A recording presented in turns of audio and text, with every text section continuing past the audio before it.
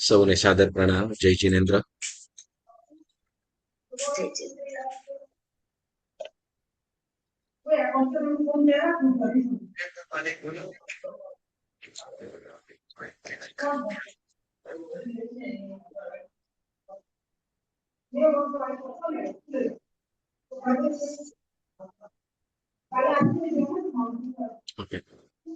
સૌને સાદર પ્રણામ. જય જિનેન્દ્ર. આપણે મહાસત્યોને વંદન એ સ્વાધ્યાય કરી રહ્યા છીએ અને એમાં પરમાત્મા ઋષભદેવ, યુગાદિદેવ, પ્રથમ તીર્થંકર, પ્રથમ રાજા, પ્રથમ રવતધર, પ્રથમ સંયમધર, પ્રથમ તપસ્વી અને પ્રથમ ભિક્ષાચર કહીએ તો એવા પરમાત્મા ઋષભદેવ અને એઓની પુત્રીઓ એટલે બ્રાહ્મી અને સુંદરી, તેઓનું આપણે જીવન ચરિત્ર સાંભળી રહ્યા છીએ.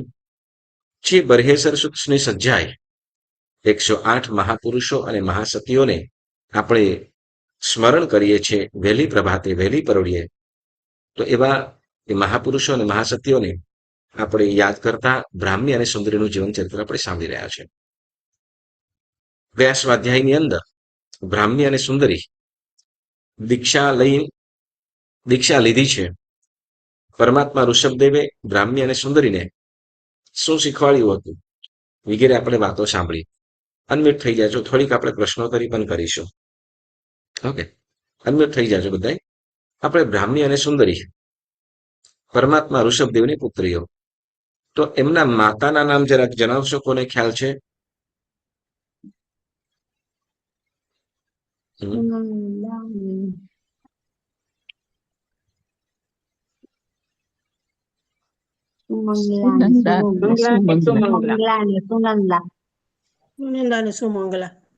સુનંદા અને હા, ઓકે. તો ભરત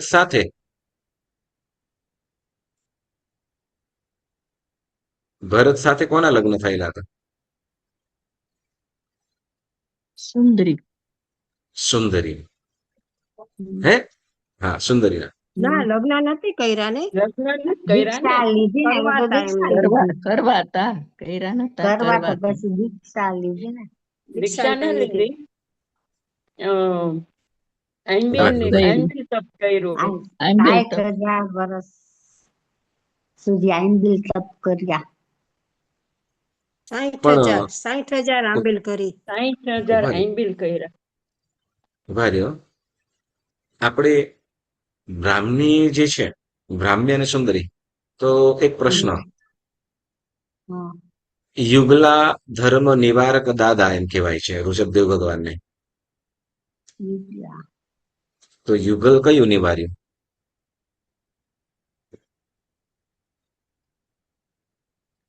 એ તો ખ્યાલ છે ને. ભગવાન ઋષભદેવે યુગલા ધર્મનું નિવારણ કર્યું, એવું તો ખ્યાલ છે ને. હા, તો યુગલા ધર્મ નિવારવું એટલે શું? યુગલિક નો જન્મ નો અંત આવ્યો. હે? યુગલિક ના જન્મ નો અંત આવ્યો. ઓકે, ગઈ વખતે આપણે સ્વાધ્યાયમાં નતું કીધું, પણ સાંભળજો. બાહુબલીજી ભરત સાથે બ્રાહ્મીનો જન્મ, સાંભળજો. ભરત સાથે બ્રાહ્મીનો જન્મ અને બાહુબલી સાથે સુંદરીનો જન્મ. ફરીથી ને, ભરત સાથે બ્રાહ્મીનો જન્મ અને બાહુબલી સાથે સુંદરીનો જન્મ. એટલે આ બંને મતલબ યુગલિક સ્વરૂપે જન્મ્યા હતા પરમાત્મા સુનંદ અને સુમંગલાની કુક્ષે, બરાબર. પણ પછી જે હતા એ માત્ર પુત્ર હતા, બરાબર. બાકી જે હતા એ માત્ર પુત્ર હતા. એક જ સેકન્ડ પુણ્યશાળી. હા, એક જ સેકન્ડ.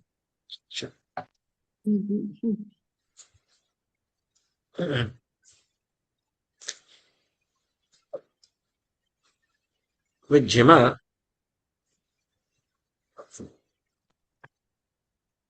જેમાં પરમાત્મા ઋષભદેવ, સમજો, જેમાં ઋષભદેવ પરમાત્માએ યુગલા ધર્મનું નિવારણ કર્યું. એટલે કે જો યુગલિક જન્મ અને યુગલિક રૂપે જીવન હોય એટલે તો કે જે સાથે જન્મેલા જે બાળકો હોય એ જ પછી મોટા થઈને પતિ પત્નીનો વ્યવહાર કરે અને એ જ રીતે એમનું જીવન આખું જીવન પર્યંત એ લોકો પતિ પત્ની રૂપે મતલબ વ્યવહાર કરીને રહેતા હોય. બરાબર, તો એ યુગલિક થયું. હવે પરમાત્મા ઋષભદેવે શું કર્યું છે તો કે ભરત સાથે જે બ્રાહ્મીનો જન્મ અને બાહુબલી સાથે સુંદરીનો જન્મ. તો હવે ભરત સાથે જેનો જન્મ થયો હતો એના લગ્ન કોની સાથે કરાવ્યા? બાહુબલી સાથે. અને બાહુબલી સાથે જેના લગ્ન થયા હતા કોના? બાહુબલી જેની સાથે જેનો જન્મ થયો હતો એનું નામ હતું સુંદરી. અને સુંદરીના લગ્ન કોની સાથે કરાવ્યા? ભરત સાથે.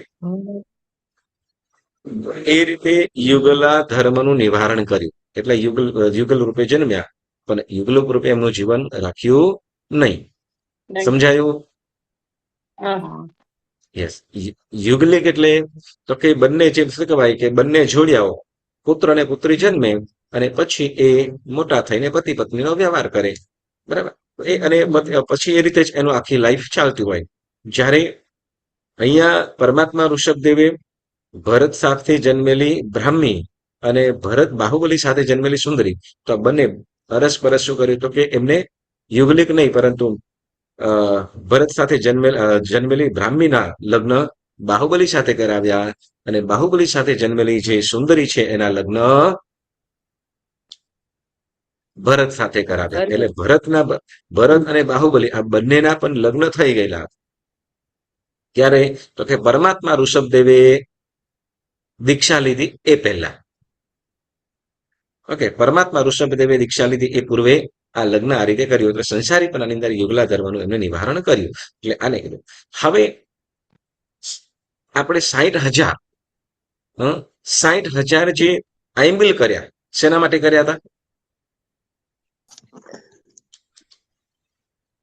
60,000 આઈમ્બિલ કોને કર્યા હતા? સોરી, 60,000 અને 60,000 વર્ષ. વર્ષ સુધી આઈમ્બિલ તપ કર્યા. હા, વિચારવામાં મારું મિસ્ટેક થાય. 60,000 વર્ષ નહીં પણ 60,000 વર્ષ સુધી. એટલે એમ કહેવાય કે 2,16,00,000 આઈમ્બિલ. કેટલા? 2 કરોડ ને 16,00,000. 2,16,00,000 આઈમ્બિલ તપ કર્યા હતા તે વખતે. 2,16,00,000 આઈમ્બિલ.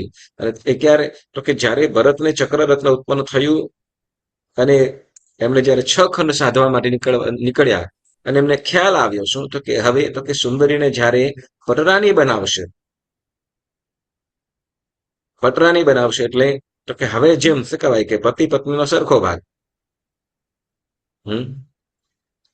પટરાની અથવા શું કહેવાય છે કે લગભગ શું કહે છે કે સ્ત્રી રત્ન રૂપે પટરાનીને પણ સ્ત્રી રત્ન બનાવવા માંગે છે.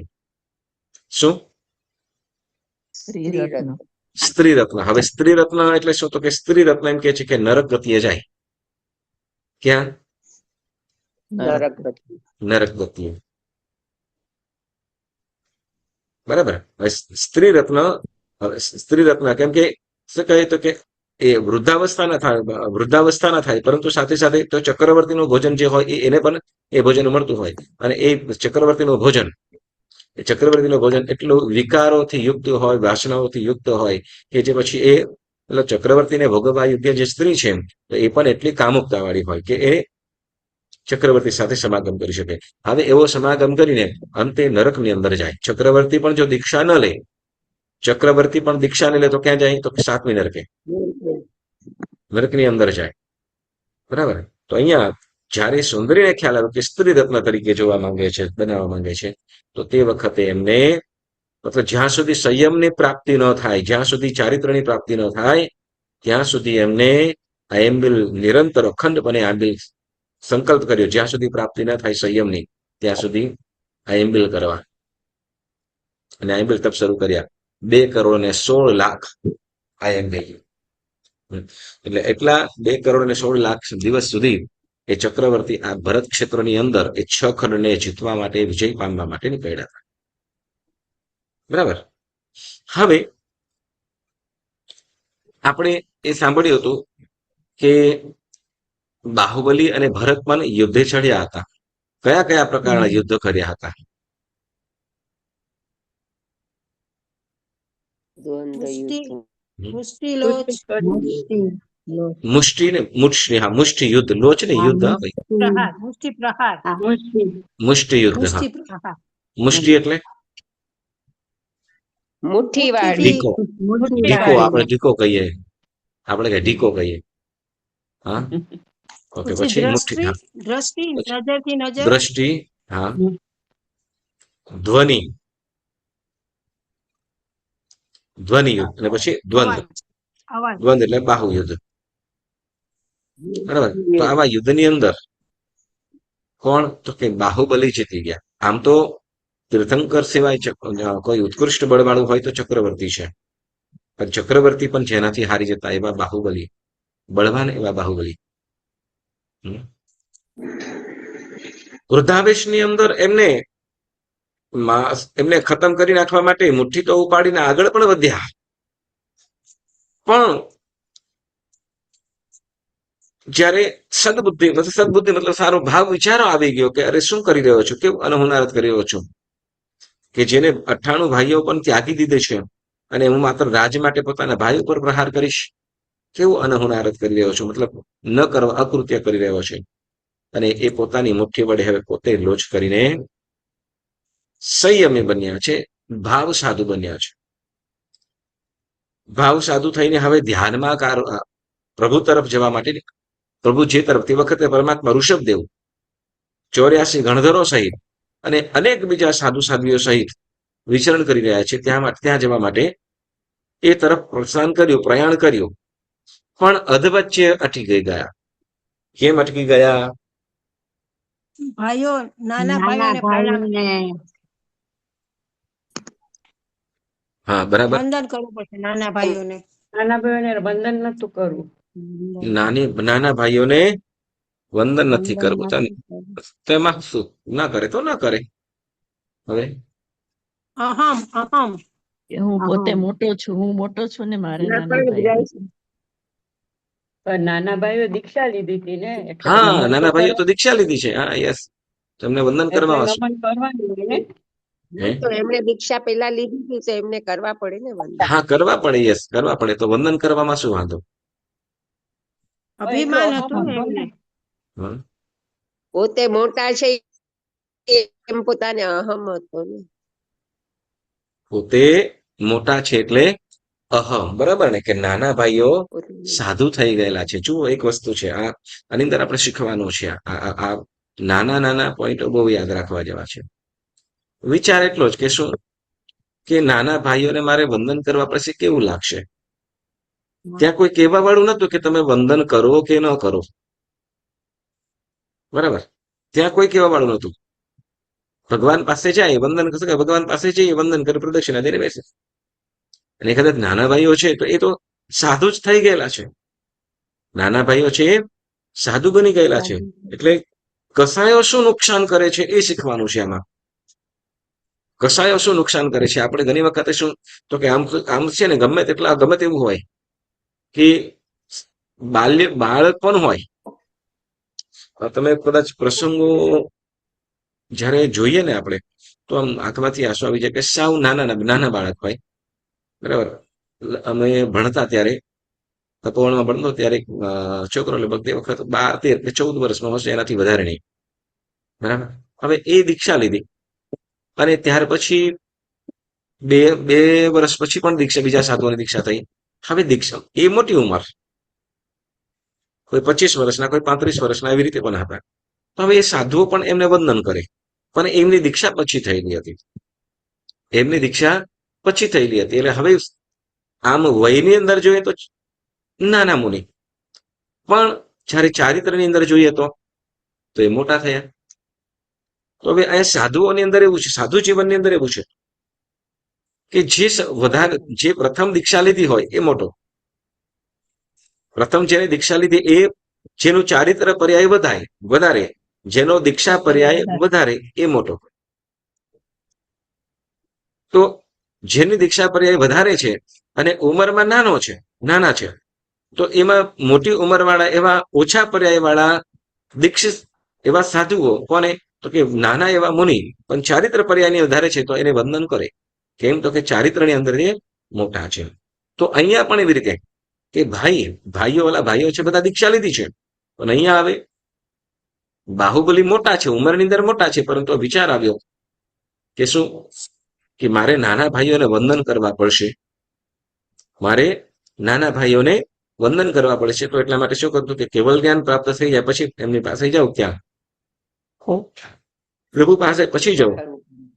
આ ભાવ શું કે વિચારથી એમને શું કર્યું તો કે હવે કેવલ જ્ઞાન પ્રાપ્ત કરવા માટે એમને ધ્યાનની દખાવી, ધ્યાનની ધૂની દખાવી. આમ તો લગભગ પ્રાય કરીને બધા મોહનીય કર્મ દૂર થઈ ગયો, સોરી જ્ઞાનવર્ગીય વગેરે પણ દૂર થઈ ગયો હશે, પરંતુ એક મોહની અંદર ખાલી માન કશાય બાકી રહી ગયો.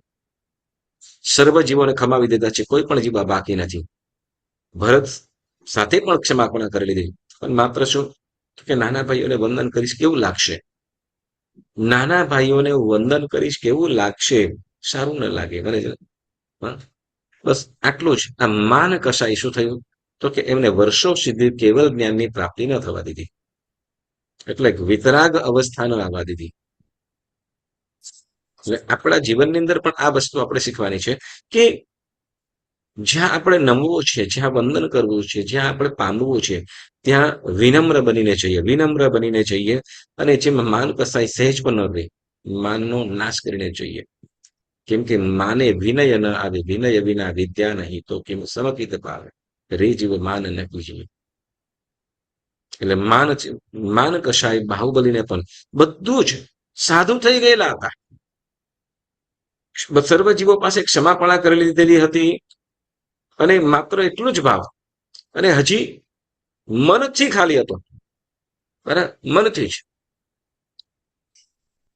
પણ એ જેની આપણે કથા સાંભળીએ છીએ, બ્રાહ્મી અને સુંદરી, બરાબર ને, બ્રાહ્મીએ તો પ્રભુને કેવલ જ્ઞાનની પ્રાપ્તિ થઈ, બ્રાહ્મીએ પ્રભુને કેવલ જ્ઞાનની પ્રાપ્તિ થઈ, અને ધર્મ દેશના શરૂ થઈ ત્યારે જ વૈરાગ્ય પામીને આ બ્રાહ્મીએ દીક્ષા લીધેલી હતી. પરંતુ સુંદરીએ એમને 60,000 વર્ષ પછી એમને દીક્ષા મળી. આનું કારણ તો ભરત મહારાજા તો નિમિત્ત સમજવાનું. શું ભરત મહારાજા તો નિમિત્ત સમજવાનું, પરંતુ કંઈક ચારિત્ર મોહનીય કર્મ, શું ચારિત્ર મોહનીય કર્મ તીવ્ર હશે કે જેના કારણે એ પોતે ચારિત્ર ન પામી શક્યા. યસ, આપણને પણ એક વસ્તુ યાદ રાખજો કે આપણે સામાયિક, પૌષદ, પ્રતિક્રમણ આદિ જે પણ આરાધના ક્રિયા કરીએ, શેના માટે તો કે ચારિત્ર મોહનીયને નાશ કરવા માટે કરજો. મિથ્યાત્વ મોહનીય એને તો નાશ કરીએ, પરંતુ ચારિત્ર મોહનીયને નાશ કરવા માટે. ચારિત્ર મોહનીય નાશ થયું, મંદ પડ્યું કે નાશ થયું, અને ભરત મહારાજાને ખબર પડી કે આમને ચારિત્રની ભાવના વાળા છે, અખંડ આયંબિલ કર્યા છે, અખંડ આયંબિલ કર્યા છે. હવે અખંડ આયંબિલ કર્યા છે એટલે કેમ જજમેં, અરે રે, એને આટલો બધો વૈરાગ્ય હશે તો સંસારનો સહેજ પણ નથી કે 60,000 વર્ષ સુધી લગાતાર એમને આયંબિલ કર્યા. ખરેખર ભરત મહારાજા ધ્રુસકે રડે છે, ને પોતે પશ્ચાતાપ કરે છે, પ્રાયશ્ચિત કરે છે, માફી માંગે છે. કારણ શું તો કે તમારા ચારિત્રની અંદર મેં અંતરાય કર્યો, તમને ચારિત્ર પામવાની અંદર મેં અંતરાય કર્યો, ખૂબ ક્ષમા માંગે છે. એટલે કે છે શું તો કે નહીં તો એમ કીધું જો કાંઈ ન કર્યું હોત તો આવશે તો પછી કઈને પછી જઈશ નહીં. તો કે હવે શું કહેવાય કે જો પોતાના આપણે શું કહેવાય કે જ્યારે કંઈક પામવું હોય તો નિયમથી યુક્ત થઈને કરવું પડે. એટલે જ્યારે આયંબિલનો ખ્યાલ આવ્યો એટલે ભરત મહારાજાએ પણ ખરેખર નતમસ્તક થઈ ગયા. એટલે કે કોઈ વસ્તુ ન થતી હોય, મંગલ કાર્ય કરવું છે, ન થતું હોય તો સંકલ્પથી યુક્ત કરીએ, તો જેથી આપણા અંતરાયો બધા દૂર થાય.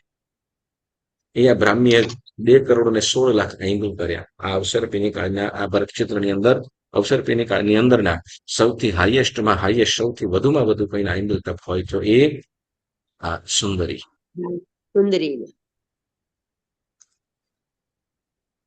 પરમાત્મા ઋષભદેવે સંસારી અવસ્થાની અંદર જ એકને 18 ભાષાનું જ્ઞાન આપ્યું હતું અને એકને ગણિતનું જ્ઞાન આપ્યું હતું. અને બંને પુત્રીઓને 64 કળા તો શીખવાડી જ હતી, 18 પ્રકારની લિપિ અને એકને ગણિતનું જ્ઞાન. કારણ શું ખ્યાલ છે? તો એમ કે છે કે બાળક જેમ શું કે બાળક એ બંનેની પ્રશંસા કરે, પ્રભુ સ્વયં પ્રશંસા કરી કે તમે બંને એટલા શિયરથી પવિત્ર દેહવાળા છો, સુંદર અંગોવાળા છો, સુંદરતાવાળા છો, પરંતુ એનાથી પણ વિશેષ આપણે શું કરવું જોઈએ? તો કે વિદ્યાને ગ્રહણ કરવું જોઈએ. વિદ્યાથી સંસ્કરણથી આપણું જીવન મધમધતું કરવું જોઈએ. એટલે આમ આશીર્વાદ વર્તાવતા એમને બંને પુત્રીઓને વિદ્યાઓ શીખવાડી. મતલબ વિદ્યાઓ કે આ 64 સ્ત્રીની 64 કળાઓ અને એકની 18 લિપિઓ અને ગણિત ગણિતનું જ્ઞાન એવી રીતે આપ્યું. એટલે બંને પુત્રીઓને ઉત્તમ. અને જે બાકીના જે 100 પુત્રો છે તો એ બધાને પણ શું કર્યું છે? એમને પણ પુરુષની 72 કળાઓ કે જેમાં યુદ્ધ કળા, રસોઈ કળા, વસ્ત્ર કેવી રીતે કરવા, કુંભારની કળા, સુથારની કળા, ઘર કેવી રીતે બનાવવા વગેરે આ બધી કળાઓ પરમાત્મા ઋષભદેવે એમને તે વખતે શીખવી હતી. હવે સંયમની અંદર સંયમ જ્યારે ગ્રહણ કર્યું છે, બાહુબલીજીને પ્રતિબોધવા માટે જ્યારે બ્રાહ્મી અને સુંદરી આવ્યા છે, એટલે આમ તો ત્યાં પૂછે સમાવસરણમાં, કેમ કે દશા જોવે ને બંને બ્રાહ્મી અને સુંદરી જ્યારે બાહુબલીજીની અવસ્થાને જુએ છે, કેમ કે ત્યાંથી વિહાર વગેરે કરતા હોય તે વખતે પણ જોવામાં આવે તો સમાચાર મળે કે બાહુબલીજીએ આવી રીતે સંયમ લીધું અને ધ્યાનસ્થ અવસ્થાની અંદર ઉભા છે. કેવલ જ્ઞાનની પ્રાપ્તિ ન થાય અને બધું થાય એવું કે આજુબાજુ અંદર મોટા સર્પ ફરતા હોય, ઘુવડ વગેરે પક્ષીઓ હોય, માળા નાખેલા હોય, ચકલાઓ વગેરે માળા બાંધેલા હોય, સર્પ વગેરે વીંટાયેલા હોય, અને વેલડીઓ આખા શરીરને વીંટળાયેલી હોય, ઉંદરો કે ઉધઈ વગેરે રાફડા પોતાના ત્યાં બનાવી દીધા હોય, તો આવું થવા છતાં પણ હજી કેવલ જ્ઞાનની પ્રાપ્તિ નથી થઈ. દુર્દશા છે. આમ ક્ષમતા ભાવપૂર્વક છે, પરંતુ જ્યારે પોતાના પિતા એટલે પરમાત્મા ઋષભદેવને પૂછે કે અવસ્થા કારણ પૂછે છે, તો એમને કેવલ જ્ઞાનની પ્રાપ્તિ, આટલી આકરી તપસ્યા કરવા છતાં પણ, આટલી આકરી સાધના કરતા નિશ્ચલપણે, અડગપણે, સહેજ પણ હલ્યા ચલ્યા વગર આવી અડગ રીતે ધ્યાનસ્થ અવસ્થામાં છે, છતાં પણ કેવલ જ્ઞાનની પ્રાપ્તિ કેમ નથી થતી? ત્યારે પરમાત્માના મુખે કીધું કે તેઓ માનરૂપી હાથી ઉપર આરૂઢ થયેલા છે. માનરૂપી હાથી ઉપર આરૂઢ થયેલા છે, એટલે જેના કારણે એમને કેવલ્યની પ્રાપ્તિ થતી નથી. અને બ્રાહ્મી અને સુંદરી ત્યાં જાય અને સુંદર વાક્યો વડે જણાવે કે વીરા મોરા ગજ થકી ઉતરો, ગજ ચડીએ કેવલ ન હોય અરે. ગજ ચડીએ કેવલ ન હોય અરે, વીરા મોરા ગજ થકી ઉતરો. એટલે ગજ થકી, ગજ એટલે હાથી, તમે હાથી ઉપરથી તમે હેઠા ઉતરો. કેમ કે કેવલ જ્ઞાનમાં આ તમારો જે તમે જે હાથી ઉપર આરૂઢ થયા છો એ અવરોધ રૂપ છે. બાહુબલીજી મનમાં ને મનમાં ચિંતવે, શબ્દો શ્રવણ થયા, ખ્યાલ આવ્યો છે કે પોતાની બહેનો છે, બ્રાહ્મ્ય અને સુંદરી જ આવી છે, અને એમને જ્યારે એમના અવાજથી પણ ઓળખી ગયા અને પોતે ચિંતન કરવા લાગે. શબ્દ સંભળાયા કે વીરા મોરા ગજ થકી ઉતરો, કે શું ગજ થકી, હાથી ઉપરથી ઉતરવાનું કહે છે, પણ હું ક્યાં હાથી ઉપર આરૂઢ છું? પરંતુ જ્યારે તત્વચિંતન કરે છે, મનમંથન કરે છે, અને ત્યારે ખ્યાલ આવ્યો શું? તો કે હાથી એટલે તો કે માનરૂપી હાથી. કયો હાથી હતો? માનરૂપી હાથી. એના ઉપર આરૂઢ છું છે. કે કયો માનરૂપી? તો કે માન ક્યાં છે? તો કે વિચાર કરતા, ચિંતન કરતા ખ્યાલ આવ્યો કે જે હું નાના ભાઈઓને વંદન કરવા માટે, જે વંદન ન કરવા માટે અહીંયા કેવલ જ્ઞાનની પ્રાપ્તિ માટે ઉભો છું, પણ જ્યાં સુધી એ માન કસાય દૂર ન થાય ત્યાં સુધી કેવલ જ્ઞાનની પ્રાપ્તિ ન થાય. એટલે વિચાર કરે કે ગજ ચડીએ કેવલ ન હોય અરે. ગજ ચડીએ કેવલ કે ગજ ઉપર જ્યાં સુધી હશો ત્યાં સુધી તમને કેવલ જ્ઞાનની પ્રાપ્તિ થશે નહીં. એટલે વિચાર કર્યો કે અરે જ્યાં સુધી વાત સાચી છે કે માન કસાય જ્યાં સુધી દૂર ન થાય ત્યાં સુધી કેવળ જ્ઞાનની પ્રાપ્તિ થવાની નથી. અને ત્યાં ધ્યાનમાંથી બહારે આવ્યા અને ત્યારે પોતાની અવસ્થા જોઈને, મતલબ કે હવે તરત નીકળતા નથી, પરંતુ શું કરે છે તો કે ત્યાં, કેમ કે સાધુ હતા, સર્વ જીવોની જયના કરવાનું છે, સર્વ જીવોની જયના પાડવાની છે. એટલે કોઈ પણ જે પોતાની પાછળ જે શું કહેવાય વાળ દાઢી વગેરે છે, તો એની અંદર તો પશુ પક્ષીઓ માળાઓ બાંધી દીધેલા હતા. તો એ જયના પૂર્વક એને સહેજ પણ કઈ તકલીફ ન થાય એ પ્રમાણે એને દૂર કર્યા. વિલડીઓ વગેરે હતી એને પણ છેદ્યા વગર એમ ઘેરે રહીને જયના પૂર્વક એને બહારે કાઢી. પગ વગેરેની અંદર શરીરની ઉપર રાખડા વગેરે થયેલા હતા, તો એને પણ નુકસાન ન થાય, કોઈ પણ જીવ જંતુ એની હિંસા ન થાય, એ પ્રમાણે એને પણ દૂર કર્યું અને સુરક્ષિત રાખીને. અને પછી જ્યારે જવા માટે કે પહેલા હું શું કરીશ, ભલે હું પહેલા મારા નાના ભાઈ મુનિઓને વંદન કરીશ, હું મારા ભાઈ મુનિઓને વંદન કરીશ, પ્રભુને વંદન કરીશ, અને પછી આગળની આરાધના કરીશ. એટલે આ ભાવ સાથે અને મનથી સાંભળજો, મનથી એમને મનથી માન કસાય દૂર થયો. ફરીથી મનથી માન કસાય દૂર થયો કે હું મારા નાના ભાઈ મુનિઓને વંદન કરવા જાઉં. નાના ભાઈ મુનિઓને વંદન, ભાવથી તો વંદન થઈ ગયા, પણ જ્યાં સુધી શરીર, એટલે કે જ્યાં સુધી બધા એ વેલડીઓ વગેરે હતી એને દૂર ન કરી, અને જ્યાં સુધી હજી જયના પૂર્વક જ્યાં ડગલું માંડે છે ત્યાં તો બાહુબલીજીને પણ કેવળ જ્ઞાનની પ્રાપ્તિ થઈ ગઈ. વંદન કરવા માટે માત્ર કાયિક ક્રિયા શું થઈ તો કે ડગલું એક માંડ્યું ને ત્યાં કેવળ જ્ઞાનની પ્રાપ્તિ થઈ ગઈ. અહીં આપણને એ કહેવા માંગે છે, સાંભળજો, હવે આપણે આપણા પાપ સંબંધીની અંદર પણ આ વાત જાણી લેવાની છે. આપણે એક વંદિતુ સૂત્રની અંદર આપણે ગઈકાલે 3 વખત વંદિતુ સૂત્ર બોલ્યા, અને એમાં એક આવે છે શું, કાયેન કાયસ્સ પડિક્કમે વાયસ્સ વાયાએ મનસા માનસ્યસ્સ સવસ્વ વયાય આરસ. પછી બરાબર ને, તો એમાં આપણે હા સન્ના કસાય દંડેશ બુદ્ધિશો સમીશો મનસા કાયેન કાયસ્સ પડિક્કમે વાયસ્સ વાયાએ મનસા માનસ્યસ્સ સવસ્વ વયાય આરસ. તો અહીંયા એમ કે છે, આ ગાથાની અંદર બહુ સુંદર મજાની વાત કીધી કે કાયેન કાયસ્સ એટલે જે પણ કાયા વડે પાપ થયા છે, તો એની હું શું કરીશ તો કાયાથી માફી માંગીશ.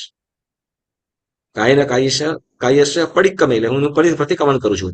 કાયા વડે થયેલા પાપોનું હું કાયા વડે એનું પ્રતિક્રમણ કરું છું, માફી માંગુ છું. પછી પડિક્કમે વાયસ્સ વાયાએ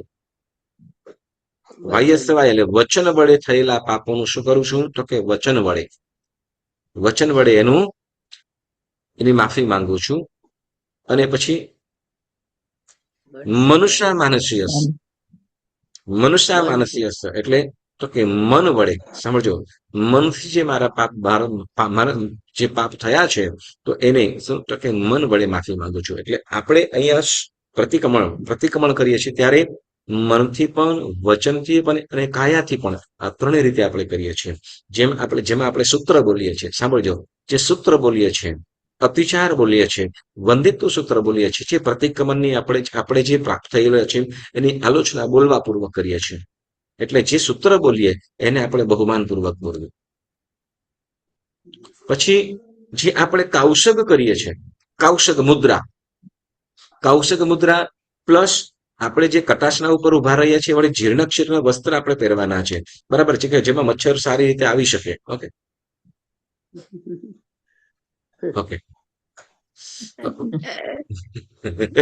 એ તો મેલેરિયા મૂકી જાય એમ કહેશો ને. પણ એક શું છે, કાયના કાયસ્સ અહીંયા આપણે કૌશક ધ્યાન ત્યાં કરીએ છીએ. સાંભળજો, કૌશક ધ્યાન કે જેમાં આપણે સર્વ પ્રકારના ઉપસર્ગોને પણ સહન કરવાના છે, પછી મચ્છરનો હોય કે પછી ગમે તે, કેમ કે એના છટકાને પણ આપણે શું કરવું પડશે. હા, ચોક્કસ એ શું કહે કે આપણને શરીરની અંદર કંઈક ને કંઈક મૂકી જશે. કેમ, આપણે કોઈકની પાસે આપણે શું કહેવાય મચ્છરનું તો ઓલું છે, તો મચ્છર હોય ને, મચ્છર કદાચ એનું થોડું ખજવાળ થઈ જાય નીકળી પણ જાય, બરાબર ને. પરંતુ આપણે વેન વડે કોઈકને જે વિધેલા છે ને, જે કાના પાડેલા છે ને, એ સહજ નથી થતા, બરાબર છે ને. વેન વડે કોઈના જીવને જે દુખાવેલા છે, દુઃખ આપેલું છે, તો એ સહજ રીતે નથી થતા. એટલે શું કહે, આપણે વચન વડે શું કરીએ તો કે શુદ્ધતાપૂર્વક બહુમાનપૂર્વક આપણે વચન વડે સૂત્ર બોલીએ, એની આપણે અતિચાર વગેરે જે પાપ આલોચના કરીએ છીએ તો એ વચનથી કરીએ છીએ. અને પછી મનથી જેમાં આપણે કાઉષદ કરીએ છીએ, જેમાં લોગસનું કાઉષદ કરીએ છીએ કે ધ્યાન કરીએ છીએ, બરાબર ને, 24 તીર્થંકર ભગવંતોનું ધ્યાન, તો એ આપણે એ શુભ ધ્યાન કરે, અરિહંતોનું ધ્યાન કરે આપણે શું કરીએ છીએ તો કે મનથી સેવાયેલા પાપો કે મનથી થયેલા પાપોનું આપણે એ રીતેનું પ્રાયશ્ચિત અને આલોચના કરીએ છીએ. કારણ એટલે આપણે શું કહે, જો મનથી થયેલા પાપોનું મનથી કરવાનું છે, વચનથી થયેલા પાપોનું વચનથી કરવાનું છે, કાયાથી થયેલા પાપોનું કાયાથી પણ આલોચના કરવાની છે, પ્રાયશ્ચિત કરવાનું છે, પ્રતિક્રમણ કરવાનું છે.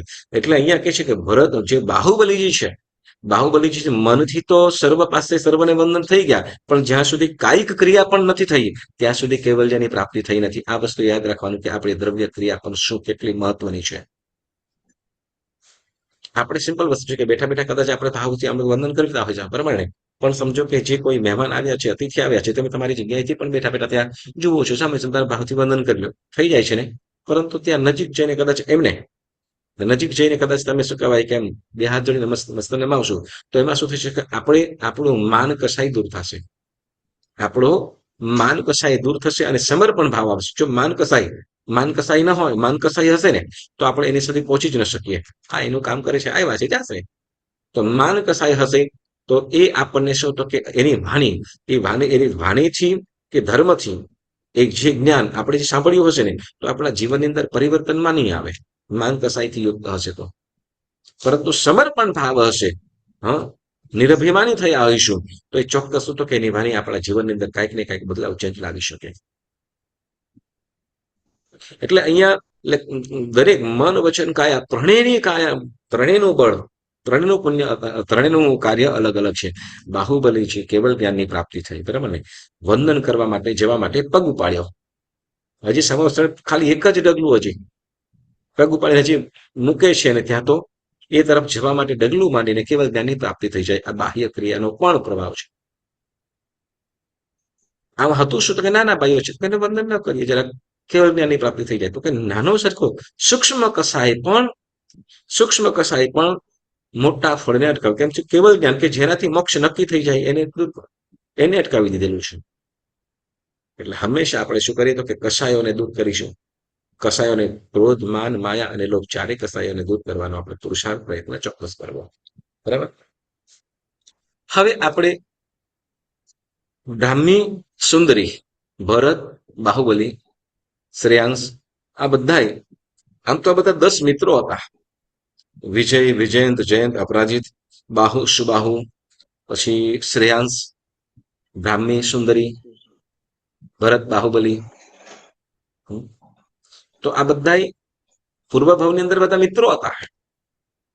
પૂર્વભાવની અંદર બધા મિત્રો હતા. અને હવે આપણે મૂળ પ્રશ્ન ઉપર આવીએ, મૂળ કથા ઉપર. બ્રાહ્મી અને સુંદરી, ભરત, બાહુબલી, બ્રાહ્મી અને સુંદરી, 98 પુત્રો પરમાત્મા ઋષભદેવના, એ વિજય અલગ. પણ ખાસ આ 5ના સંબંધ વિશે આપણે વાત કરીએ. 5ના સંબંધ વિશે આપણે વાત કરીએ કે જેમાં પૂર્વભાવની અંદર 6 મિત્રો હતા. 6 મિત્રો કે જેમાં એ 6 મિત્રોની અંદર શ્રેયાંશ કુમાર પણ આવી જાય. કોણ કોણ યાદ રાખીએ? બીજા પણ છે પણ આપણે ખાલી મુખ્ય પાત્રો છે એની વાત કરીએ. ભરત, બાહુબલી, બ્રાહ્મી, સુંદરી અને પૌત્ર કોણ? શ્રેયાંશ કુમાર. બરાબર. અને સ્વયં પરમાત્મા ઋષભદેવ. બરાબર. એમ કરીને તો બીજા બાહુ, સુબાહુ વગેરે પણ છે, પીઠ, મહાપીઠ વગેરે, પણ આપણે આ ખાસ મેન પાત્રોની અંદર આપણે ત્યારે જોઈએ. તો બ્રાહ્મી અને સુંદરી હવે પૂર્વભાવની અંદર પરમાત્મા ઋષભદેવ અને આ ચારેય જીવો પણ સર્વાર્થ સિદ્ધ વિમાનની અંદર હતા.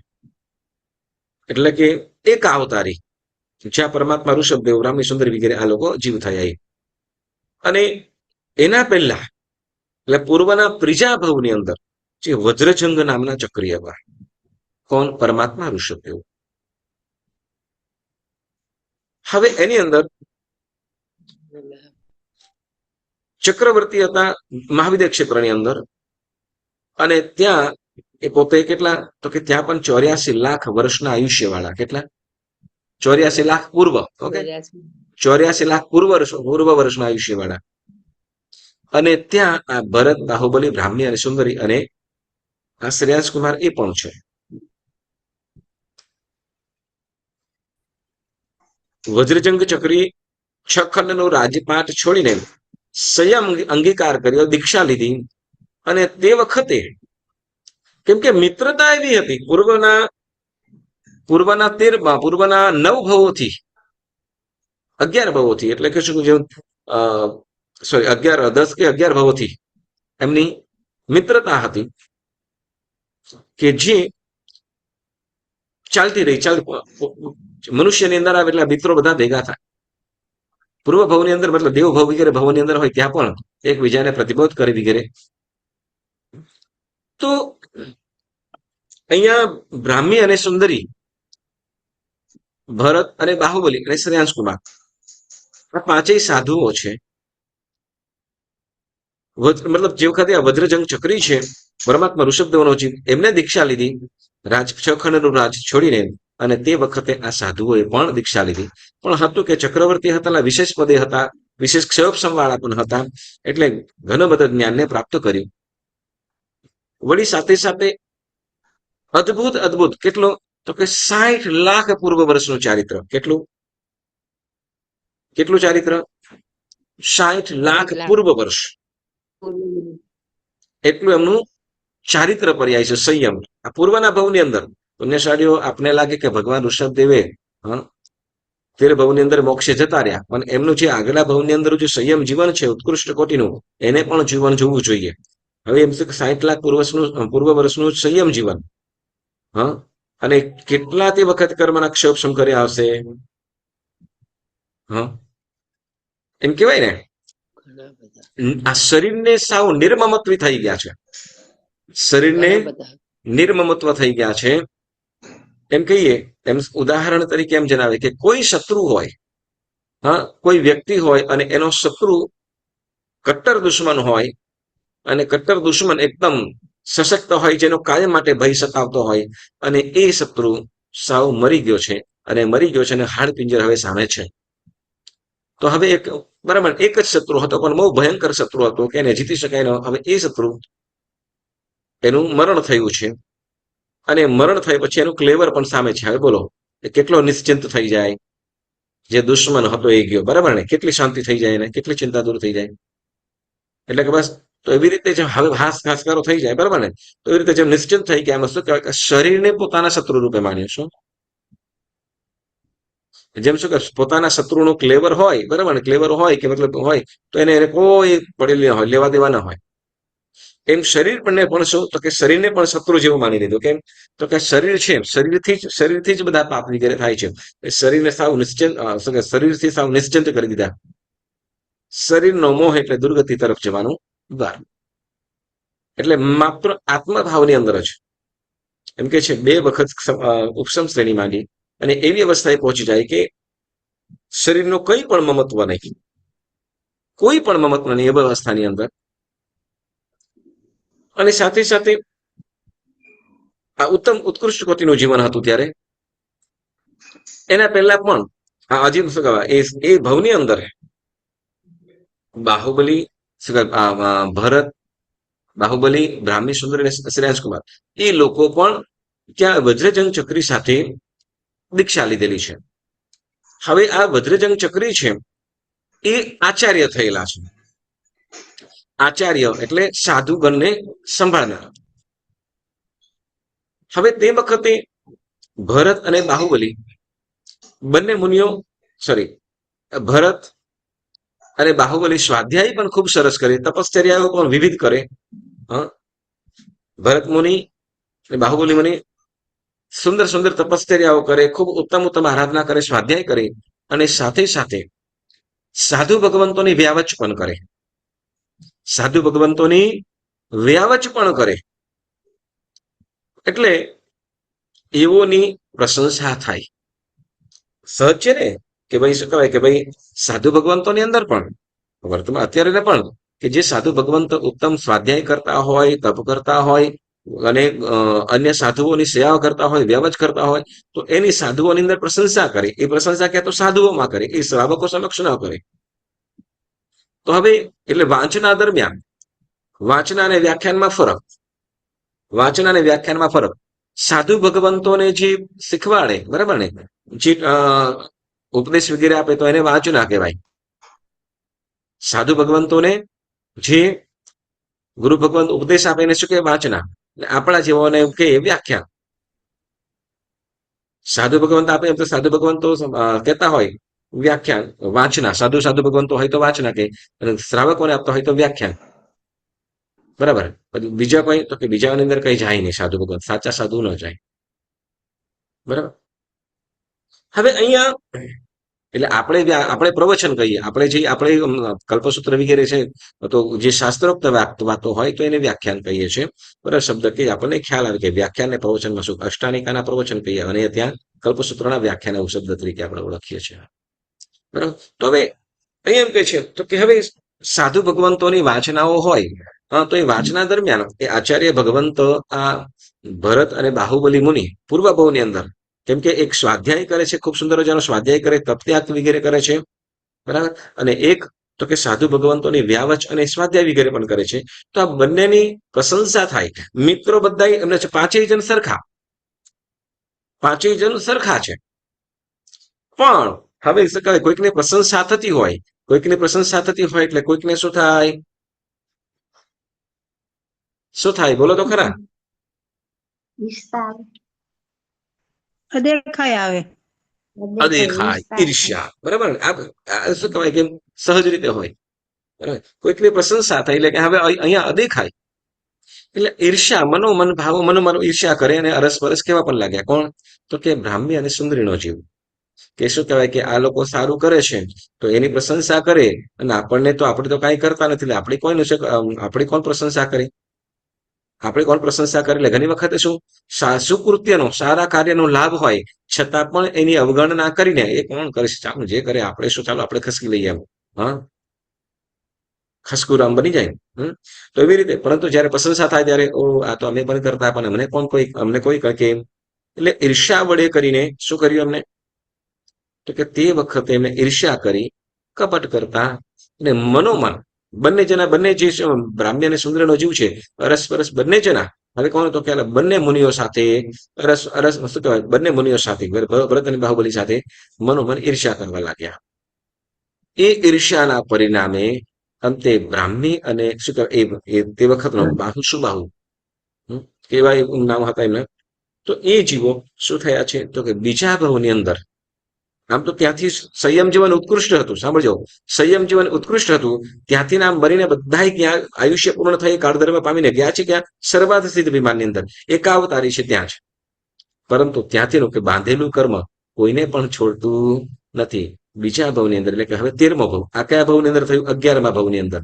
11મા ભાવ પછી જયારે 13મો ભાવ આવ્યો તો 13મા ભાવની અંદર ઉત્કૃષ્ટ પુણ્ય, ઉત્કૃષ્ટ આરાધના, એના કારણે શું? તો કે પરમાત્મા ઋષભદેવના વંશજ થઈને, એટલે એના પુત્ર રૂપે, પુત્ર પુત્રી રૂપે ઉત્પન્ન થયા. ભરત અને બાહુબલી, કે જે ભરત જે સ્વાધ્યાયને ઉત્કૃષ્ટ તપ ત્યાગ વગેરે કરતા, જેના કારણે ચક્રવર્તીનું પુણ્ય બાંધ્યું અને ચક્રવર્તી થયા. અને બાહુબલી તો કે કામદેવનો જ પ્રથમ કામદેવ એમ કહેવાય. એટલે કે શું? ઉત્કૃષ્ટ સૌથી શક્તિશાળી જે છે એવા બાહુબલી, કે જે પૂર્વ ભાવની અંદર સાધુ ભગવંતોની ખૂબ ઉત્કૃષ્ટ કોટીની વ્યાવચ કરી. શું? તો કે એમ કે છે કે સંયમ જીવનની અંદર સાધુ ભગવંતો માટે સૌથી આકરું કાર્ય હોય, મતલબ કે વૃદ્ધ સાધુઓ વગેરે માટે પણ શું? તો કે પાણી લાવવાનું. તો એ 100 ઘડાઓથી વધારે અનેક ઘડાઓ પાણી એ શું તો કે ગૃહસ્થોને ત્યાંથી લાવવાનું. હવે એ પાણી લેવા માટે પણ દૂર દૂર સુધી જવાનું થાય, તો એ ત્યાંથી અવર જવર કરે, પાણી લાવે. અને સાધુ ભગવંતોને શું કરે? તો કે પાણીનું મતલબ જે પાણીનો ખપ હોય પૂર્ણ પાડે. તો એ આકરું કાર્ય છે. કેમ? તો કે પાણી હેવી. ગોચરી હોય તો દિવસમાં એકાદ વાર જવું પડે, અથવા 2-3 દિવસે પણ જવું પડે, પણ પાણી માટે તો કાયમ જરૂર પડે. કેમ કે પાણી વગર ચાલે નહીં. બધા કાર્યની અંદર પાણી કેવું? તો કે ગૃહસ્થ પાસેથી જ ઉકાળેલું હોય. આપણે વિચાર કરો કે આપણે ત્યાં શું કહેવાય, બોરહોલ બંધ થઈ ગયો અને પાણી બંધ થઈ ગયું કે તો આપણી શું હાલત થાય? નીચે એમ કે પાણીનું ટેન્કર નીચે આવે એમ છે સેન્ડલવુડમાં. લતાબેન કદાચ બધા પાણી ભરવા કુએ જવાનું થાય તો શું હાલત થાય? ખાલી અઠવાડિયું. અને કામવાળી કે હું નહીં આવું, બધી કામવાળી હડતાલ પર ઉતરી ગઈ. બોલો આપણે શું દશા થાય? પાણી ઉપર પાણીની ટેન્કમાં ટીપું પાણી નથી, હવે શું અવસ્થા થાય બોલો? કોઈ સપ્લાયર છે ને પછી કલ્પના તો કરો રસ્તો કાઢવો બહુ. શું અવસ્થા થાય, શું હાલત થાય આપણી? ચાલો, એટલે કે અહીંયા શું કે, અને એમાં પાછું અહીંયા કે એટલે પાણી લાવવાનું કાર્ય સાધુ ભગવંતોની જે વ્યાવચ, એ વ્યાવચના કારણે એટલું બળ પ્રાપ્ત થયું કે ચક્રવર્તી કરતા પણ અધિક બળશાળી કોણ થયા? બાહુબલી. એટલે આ પૂર્વ ભવની અંદર આરાધના, નહીં તો આપણે કહે કે પરમાત્મા ઋષભદેવના 100 પુત્રો હતા, એમાંથી 98 પુત્રો શું કહેવાય ભરત અને બાહુબલીનું નામ, પરંતુ બાકીના 98 આપણે નામ પણ ખ્યાલ નથી. બોલો ને, હે કદાચ કોઈ વર્ષ શું કહેવાય ક્ષેટક વગેરે છે કે કચ્છ સુકચ્છ વગેરે છે કે સૌરાષ્ટ્ર વગેરે, હા તો એ નામ કે હા કુરુદેશ, કુરુદેશ કે કુરુ નામના પુત્રથી તો થોડાક આપણને કદાચ 4 ખ્યાલ, બાકી 95 નામ પણ ખ્યાલ નથી. બરાબર ને? કારણ શું તો કે પૂર્વ ભવની અંદર જે ઉત્તમ સંયમ જીવન, ઉત્કૃષ્ટ આરાધનાઓ કરી હતી કે જેના કારણે સારા યશને પણ પ્રાપ્ત કર્યો. અને બીજા ભાવની અંદર હવે તો કે મતલબ જે પૂર્વ ભાવની અંદર બ્રાહ્મ્ય અને સુંદરી જે સાધુઓ પ્રત્યેનો, જે અવ્યાવચ કરનારા સાધુઓ પ્રત્યેનો જે ઈર્ષા ભાવ કર્યો હતો કે જે કારણે બીજા ભાવની અંદર સ્ત્રી પણ એમને ઉત્પન્ન થવાનું થયું. અને ત્યારથી પણ હા લઘુકર્મી હતા એટલે ત્યાં બ્રાહ્મી અને સુંદરી પણ અંતે શુદ્ધ નિરતિચાર અને શુદ્ધ સંયમ જીવન પાલન કરતા કેવલ્યની પ્રાપ્તિ કરી. અંતે બંને બ્રાહ્મી અને સુંદરી પણ મોક્ષે ગયા. એટલે જે જીવ, સાંભળજો, જે જીવ જેવું કર્મ કરે છે અનાયાસે કે પ્રયત્ન વડે, જાણતા કે અજાણતા, કોઈ પણ રીતે થયેલું પાપ હોય એ પાપ ઉદયમાં આવે છે અને આવે છે. અને એ પાપ ઉદયમાં આવતા કે એ કર્મ ઉદયમાં આવતા આપણને જે વસ્તુ, જે પદાર્થ સહજતાથી મળી શકે એમ છે એમાં વિલંબ કરાવે છે. એટલે જો સારી વસ્તુને શું કહેવાય આપણે દુઃખથી બચવું છે અથવા સારા સુખને પામવું છે તો કે અશુભ કર્મ બંધથી દૂર થઈએ અને શુભ કાર્યની અંદર જોડાઈએ. એ આજના સ્વાધ્યાયનું આપણે સારાંશ મળે છે. પુણ્યશાળીઓ, આજનો સ્વાધ્યાય કરતા કંઈ પણ જેના આજ્ઞા વિરુદ્ધ બોલાયું હોય તો મન વચન કાયાથી ત્રિવિધે મિચ્છામિ દુક્કડમ.